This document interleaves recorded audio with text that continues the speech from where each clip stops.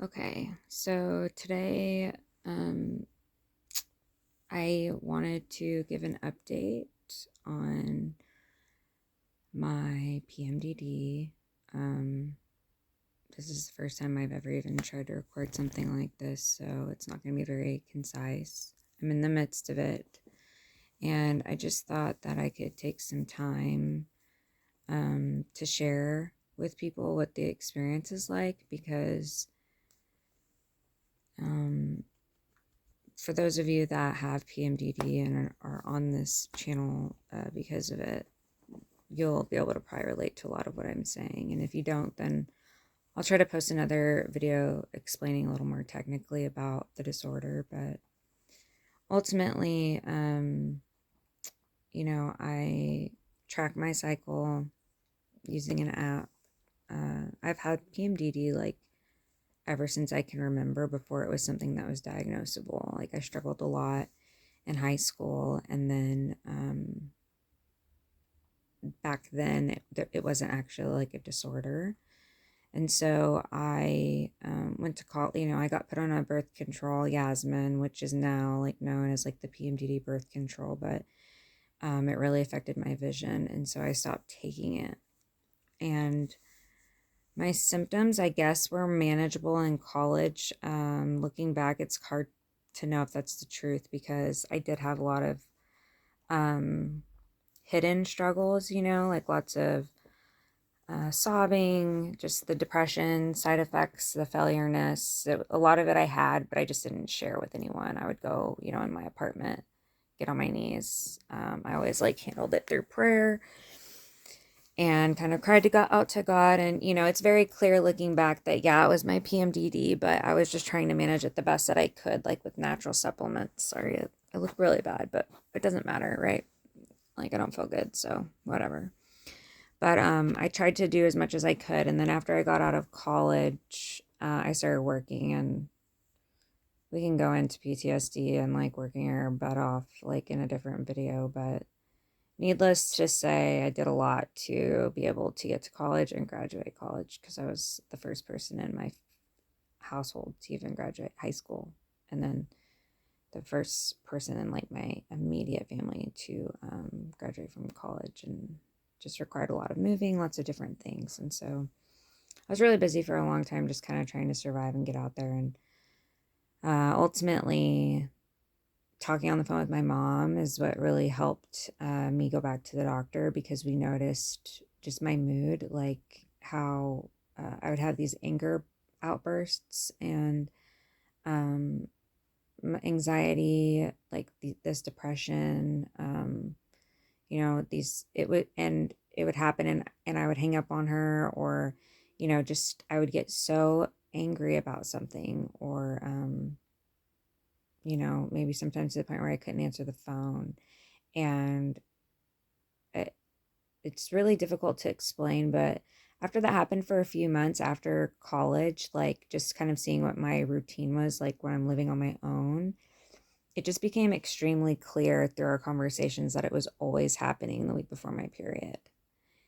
And so I went to the OB and talked with the OB, and the first line of defense is going to be an SSRI. That's what they're going to do. And at that point in time, this is back in 2012. So really, I think at that point in time, there were 1% of women diagnosed with PMDD, and it wasn't an area that a lot of OB-GYNs even had expertise on, because of how small the population was.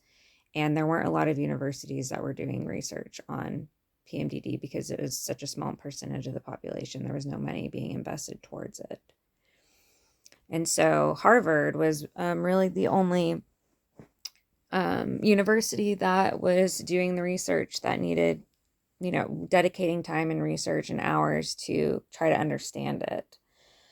Because for a lot of people, it can be misdiagnosed, if you're not self-aware of your body and tracking your cycle and things like that. It can be really diagnosed. And mine was very specific in the beginning to the 3 to 4 days before my period, where it would just be like a very severe depression or paranoia type of anxiety, like to the point where it would really interfere with my life. And I focused a lot on supplements for anxiety. I did not want to be on medication at all.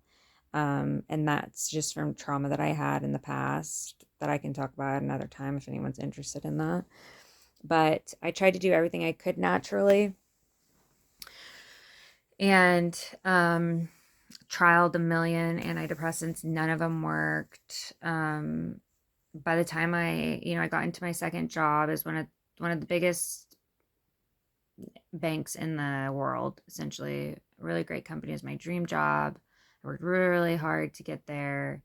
And it just seemed like, I had been in counseling a little bit, and the counselor thought that there were things I needed to go get checked out, like for ADD and just different things. And I was in complete denial about it.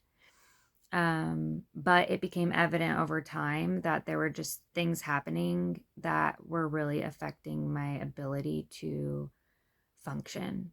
And around my period, like say if you have ADD or something like that, it was getting to the point to where like those types of symptoms would be like amplified times 10.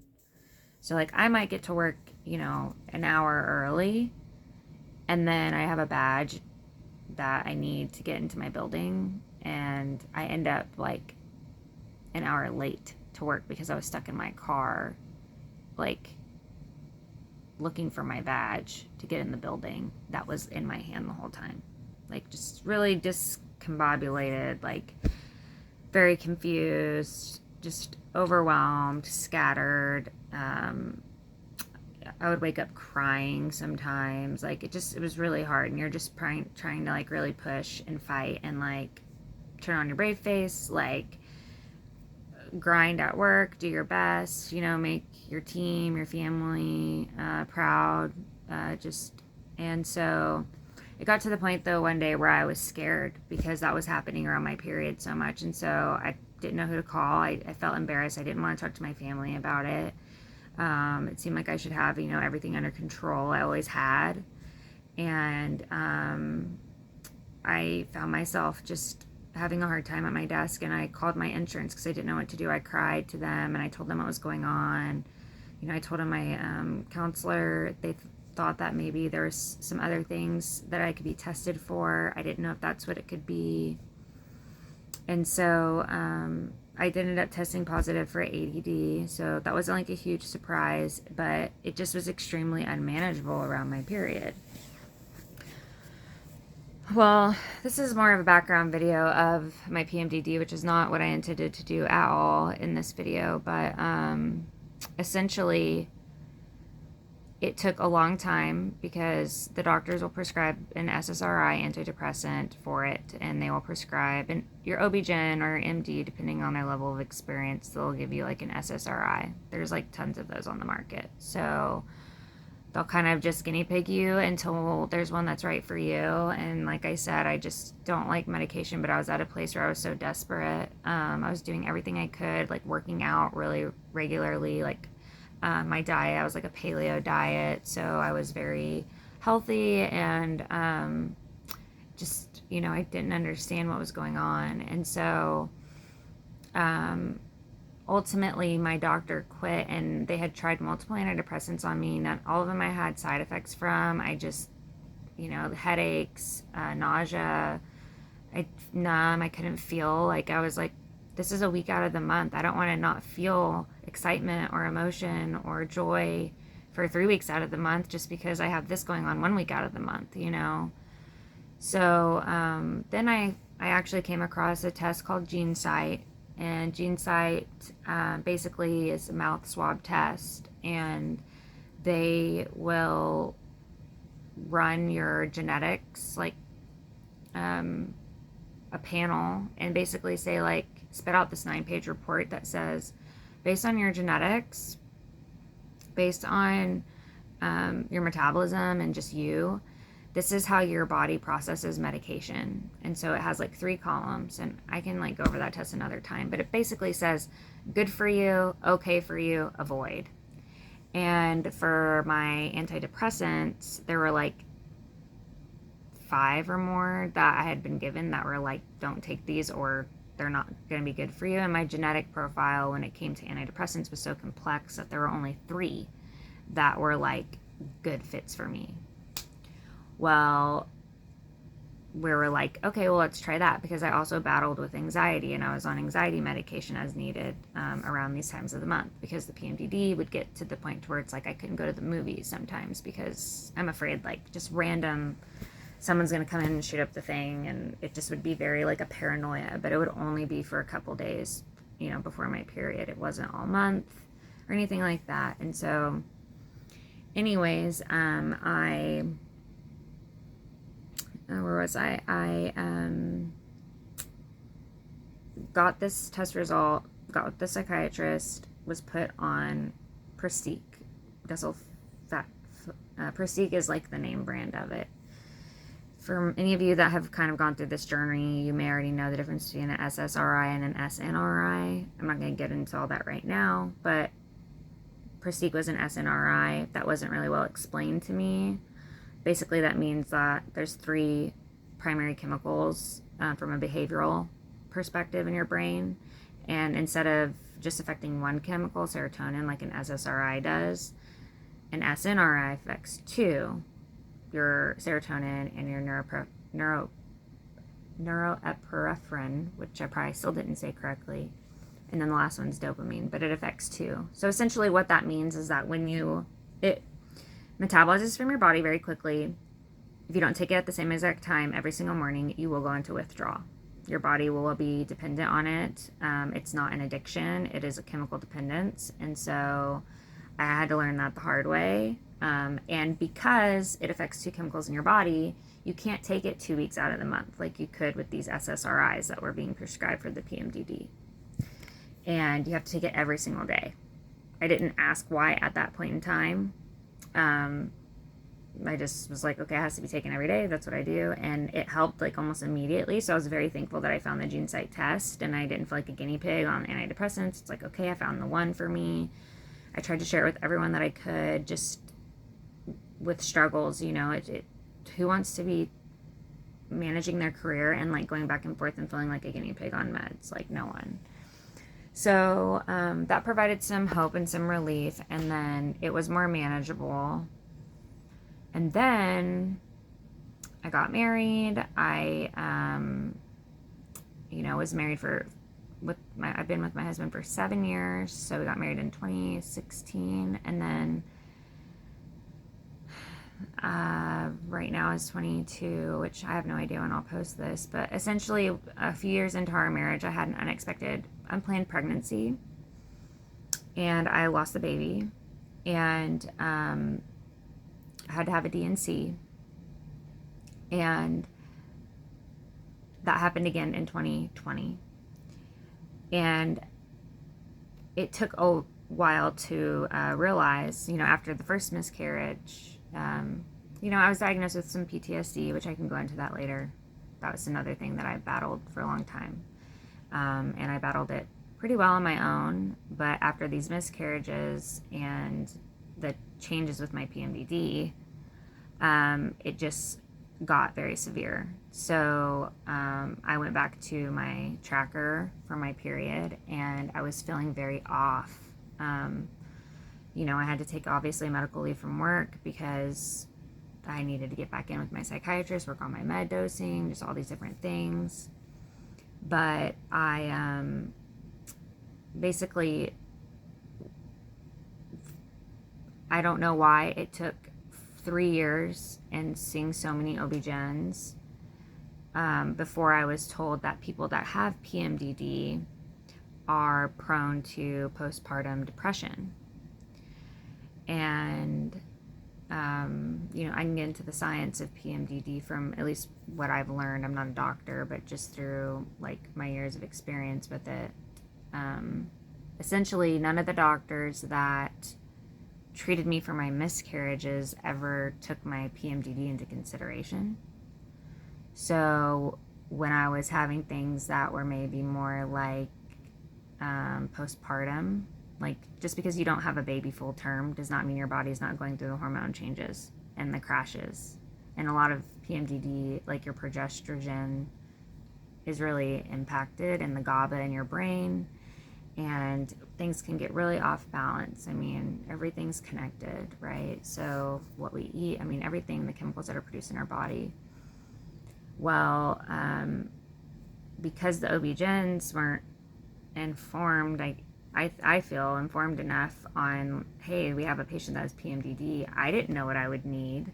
You know, I had no idea what that would look like for me. I just assumed the OB-GYNs would know that. And anyways, because my depression got worse, yeah, it's normal to have depression or feel sad when you have a miscarriage. That's normal. But, you know, you grieve, and it's relatively common, and it's different than postpartum depression when you're like drowning. And because my OB-GYN didn't acknowledge it, my psychiatrist just took it up as like, this is the depression, you know, we need to treat this with these other depression treatment things. And so there's something called TMS therapy. I did that.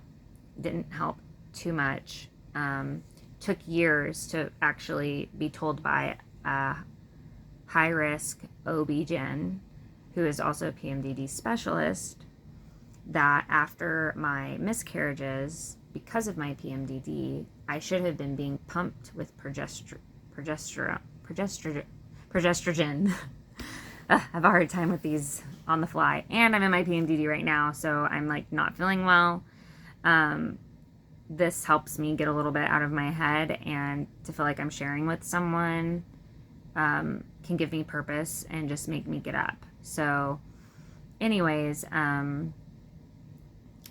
yeah, she told me, you know, they should have been giving you this. And one doctor put me on something for like a month. It made it way worse. And she said, you know, we're going to try, like, it can be taken under the tongue 2 weeks out of the month. And at that point in time, I was also working on tapering other medications. And I had already gone through a 4-month cycle of being on progesterone that was not prescribed correctly for PMDD. They were giving it to me every single day for the whole month, and so it was making my periods basically like go out to like 42 days, and my PMDD symptoms were getting worse. And I was getting so fatigued, I thought I could taper off some other medications. And then I tapered, got off on the same month. That was a disaster. And then basically by that point, I also have PTSD. There was a very unexpected death in the family. I have some kind of unique situations when it comes to like my roles, I think, as a child. And my parents both kind of have disabilities, and my dad's is pretty severe. And so that can affect me a lot. And I live in a different state. So, you know, there was another like sudden death that had occurred of my grandma who raised me. It was very unexpected, and she was like my best friend and the person that I didn't even know I had so much safety from, in terms of knowing that my dad was safe. And so when that happened, and because I was, you know, I was an accountant, and yeah, things just weren't set up, you know, like a lot of families. And so I tried my best to help kind of do everything that I could for my grandpa and for the people that were left behind, since my grandma managed like everything. And so with that said, and then also visiting my dad and realizing how bad my dad's health was getting with, he has schizophrenia. So like with his health, you know, I hadn't seen him in a while because I had so much going on. And it's just a really hard thing for me to see him and leave him. You know, I want him with me all the time and to be taking care of him. And so that brought up a lot for me just emotionally. And my PTSD got triggered really bad. And like I said, I've had it for a long time, but it was to the point to where it was very clear to me that I needed to stop working and focus on my mental health and get strong so I could be available for my family if things, you know, would arise. Just because my grandma was she was the glue. And I felt very fortunate that even though I have these struggles, you know, that a lot of people didn't even know about, I never talked about with my family for years. And I think I hid them pretty well. Just because I didn't want to be a burden to anyone. I felt like I had it under control. Until it was like got to the point where I couldn't, you know, it was like I need to stop working. Otherwise, I felt like my mental health would be in like extreme jeopardy just with my deadlines and the pressures that were just really unnecessary. And anyways, and so I took, you know, time off work and went to I decided to get into therapy. My grandma actually had been asking me to do therapy before she passed, specifically over my dad, because I have really hard to, you know, I have a really hard time with him, with emotionally. Just I love him so much. It's really, really hard to watch someone you love suffer and kind of dwindle. And anyways, I got into therapy twice a week, trauma therapy, EMDR. I was doing a grief group once a week. I'm really just trying to focus on my health. But like I said, we were focusing on like trying all these alternative methods because I had the unexpected pregnancies in the middle of my career, and it was so stressful navigating. If anyone knows, like if you have a career and you're on medications and you get, my husband and I were preventing pregnancy, but you know it happened, and then all of a sudden you're not just trying to like fight for promotion, work 100 times harder, you're trying to taper off meds, you're trying to like act like it, you know, you're not pregnant because you don't want people to know. If it's not obvious yet, then you're going through miscarriages. It was just like a lot. And so anyways, what we didn't realize and what we weren't told, and I kind of went down a rabbit trail, so I apologize, but after my second miscarriage in 2019, with my tracking, it became very evident that something with my PMDD was changing. And I couldn't, you know, I would track it on my app, and it was consistently with my ovulation. So prior to a pregnancy, my PMDD was only like 4 days, you know, 5 days maybe, like out of the month, just extreme, overwhelming sense of failure, hopelessness, you know, just all those just waves of things. But then what started happening after my second miscarriage, and whether it's the PTSD or the PMDD, hard to know, but ovulation triggers it, whatever's going on hormonally. And so what ended up happening was my anxiety would get so severe around my ovulation, and I ended up to the point like I ended up having to get you know, ovulation tests. I wasn't trying to get pregnant, but I wanted to test the accuracy of my app because I would rely on it for forecasting predictions. And I wanted to be able to have informed conversations with my doctors after like tracking my cycle and testing my symptoms and cross-testing, you know, it with an actual test that was, yes, your app is correct, you are ovulating right now. And so my anxiety got so much more severe for some reason. And at first it was just the anxiety for a while, and I kept working. Then after the death, I think there was more depression that came in. So it basically, ever since 2019, my meds had to be changed. I was taking anxiety medications as needed, but it got to the point where my PMDD wasn't just affecting a few days out of my month, it was now affecting half of my month. And I'm trying to manage my career. You know, I was responsible for a lot of people, lots of training, lots of money, like, you know, you're navigating death, life, grief, marriage, just that kind of stuff. And so it really was hard. There weren't, you know, like I said, people that knew a lot about it. I was researching so many specialists. Like my family tried to provide like some really great medical team that provided me with a lot of like support that I needed to be heard, because there were just a lot of doctors that didn't understand. And so anyways, I'm not finishing up this story well, but I guess I just want to let people know, you know, I've been doing the Spravato treatment the Spravato I'm doing in hopes that it will help my PMDD. But now that some of the depressiveness has come to the beginning of the month, and I've been wanting to taper off of my medications because I'm not ready to have kids, and I don't even necessarily know that I want to have my own kids physically. I've always thought I've wanted to foster. But I don't want to go through the trauma of an unplanned pregnancy on medication again. It's way too much stress on my mental health. Some people can be on meds and be pregnant and be fine, but for me, I never wanted to be on medication. I've always thought I would be a mom like early on, and to me, meds and pregnancy just didn't mix. And I never in my wildest dreams would have thought that I would have developed any of these things. Like, it just seemed like no matter the obstacles in front of me for so long as a kid, I was able to excel and pretty much achieve what I set my mind to. And yeah, I just never would have expected that my body and myself would kind of become my own worst enemy. And I wouldn't be able to control it. You know, I can fight it. I could be aware. I could plan. I could, you know, hey, I got these 2 weeks out of the month now that I can run and work and plan everything. But it's mostly preparing for the 2 weeks that I can't function very well. And so with the Spravato, you know, we're hoping that that will help. With some of the PMDD, there has been studies with ketamine helping with estrogen receptors and different things in the brain, but I'm not doing IV ketamine. I'm doing Spravato.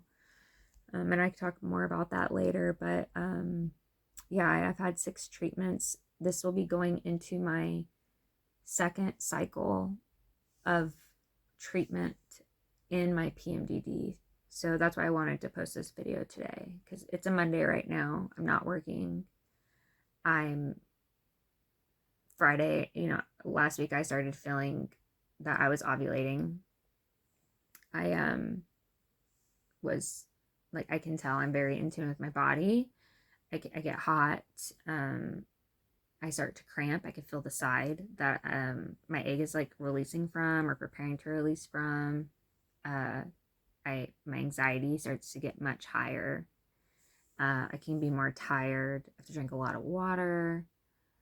Sometimes I can get a little more frantic lately, like with my anxiety.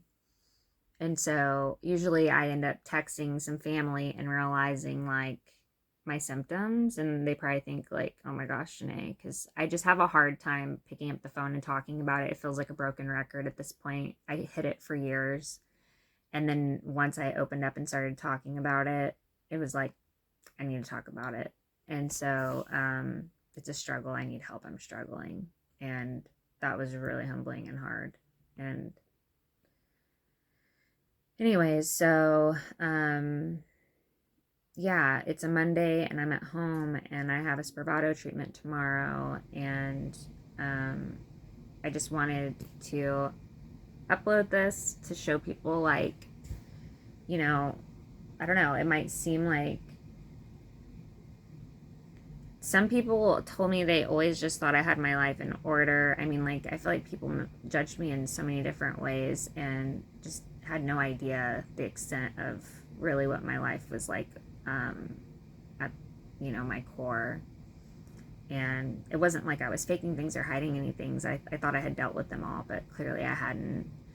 And my body just said enough, and I had to respect and listen to my body to keep it safe. And anyways, but today's an example of, it's Monday. It's like almost 3 o'clock. I had a lot that I needed to do today. I'm supposed to be having like friends over on Wednesday. My house is a disaster. I had actively planned and tried really hard last week to get all the things done that I needed to do, knowing that this week would probably be a harder week for me. But I had all these doctor things come up that it was constant. And I was just trying to take advantage of the energy when I felt good and happy. And today, yeah, it was hard. I couldn't get out of bed. I didn't feel good because my sinuses. I needed to clean. I should have already achieved everything that I had on my list today. But one of the things that I've learned with PMDD is that, for me anyways, it brings out my pain. So any pain that I suppressed in the past or didn't feel, I feel it. And if I'm alone, I need to be in therapy during that time and out with people. And that is the main thing I think that helps the most, is that your body is telling you, like, hide under the covers, like, just who cares about the day, like you're going through something, you don't answer the phone, like, just, it doesn't matter, and it's like you're just fighting that. And so even to get up sometimes and brush your teeth, a basic thing, you could feel like is a victory. But someone in your family or your husband or just anyone, if they don't understand it, they can come home thinking, like, what did you do all day? And you're thinking, like, you don't even know how bad I just didn't want to get up, and so you can feel like, you're, whether it's a small effort, like, I just want to encourage you, like, if you get one thing done, you're awesome. You're doing a good job. This isn't something that's, like, in your total control. There's mind over matter. There's fighting. There's positivity. There's looking for help. It can become a full-time job. But, yeah, I mean, today's an example of, like, this is the guest room. I mean, like, there's stuff everywhere that should be cleaned by now. I've had these piles of things from, like, IKEA and everywhere that I should have already put up 2 weeks ago, probably, but I wanted to take advantage of all my energy. Otherwise, I probably wouldn't even went to IKEA. I have clothes over here that, like, I'm in the guest room because I need to pack them up for winter. It's July. No, now it's August. I'm going on a vacation in 2 weeks, and I don't even have my summer clothes, like, out. I'm going to have a cleaning lady come tomorrow just to help me have motivation to clean. Because I feel if I don't have someone here to distract me from that pain, then it's harder for me to be motivated. So one thing I, like, put in place early in my career was tracking everything with an app. So I was hyper aware of my sensitivities, things, miscommunication. So my husband would be aware, hey, this is approaching, there might be miscommunication. And then, like, I had to have the cleaning lady because I knew I could do everything at the, beginning of the first 2 weeks of the month and keep the house clean, and it's like a breeze. But the end of the month, it's like, if there isn't someone alongside me helping me and, like, I feel, like, encouraged and, like, we're doing something together, it, like, keeps me motivated. And so, yeah, I just wanted to say, that's what it looks like for me. I woke up at 8 o'clock, I took my medication, I laid in bed, I tried to get up, I got some coffee, I still didn't feel well, I think I need more medication today, waited for that to kick in, texted with my family, but didn't want to text too much to be a burden, because it sounds like a broken record at this point. Then I reached out to a friend and said, hey, like, I need support, and I'm going to be looking into some support groups, and not just for, like, my health stuff, but also I'm just going through loss and grief, and I need friendship. That I have lots of friends, and I have amazing friends. It's just not a lot of people that can relate to me at my core when it comes to my medical struggles, and things with my family that are just, and I'm thankful that they can't, I would never want that on another person. So, but I thought, what, I'm not the only person out there with this, and I know I know I have always been seeking answers, and any information, like, that I could be given, if I just knew a person that had it all those years and, like, can learn from any of their experiences, like, I would just have wanted that and cherished that so much. And so, I was feeling, lonely, and, like, I can't get it together, I'm not getting it together today. I'm going to go have a cup of coffee, and I'm going to try just do one thing. But that's okay. And I thought there might be other people out there too feeling this way, and maybe they haven't even, maybe they're going through a miscarriage right now and they don't even know something possibly about the progesterone, like me, you know. And so anyways, I don't get on here often at all. It's something I've wanted to do for a long time, but not when I was like this, like when I was thriving and, you know, more concerned with my hair extensions and my beauty products and those fun things in life. But this has been an area that has also taken over. And so hopefully one day, you know, I can get back to more of those fun things that I love and I enjoy. But this has been a season of health and community and trying to get healthy and understand my needs. And the only thing I think that makes suffering worth it is being able to help another person. And so, yeah, I have no idea if this will help anyone or if anyone will have a, you know, or not. I mentioned a lot of things and I rattled and I did not prepare for this and I just woke up. But this is what it looks like. This is what it looks like. And if I continue to do videos, I will post things where you'll see days where it doesn't look like this and things are pretty great. That might be a little while though, given what's going on with my family, but that's okay. Who's not grieving right now? I mean, how many people lost someone that they loved in COVID? How many people's parents have cancer right now? People are, you know, we're losing people every day and that's life. And so I'm just trying to learn how to navigate lots and lots of things. Lots of things. So yeah, I'll be posting more videos on different things. I have lots of things that I can talk about. Right now, health seems to be the most important to me. This is a very long video. It ended up being 36 minutes, and I could probably ramble on for hours and all day. But if I'm going to ramble on and talk about it, I decided today I'd rather share it with people who might be able to benefit from it. And if you can, great. If you don't like it, that's great too. You can fast forward through this thing. But yeah, by the way, my name's Shenay. And yeah, it's pretty crazy if this is going to be my first post, right? I know. I like see all the clickbait out there, and I researched a long time ago like how to do the perfect whatever, but I'm at a place where I don't care about perfection.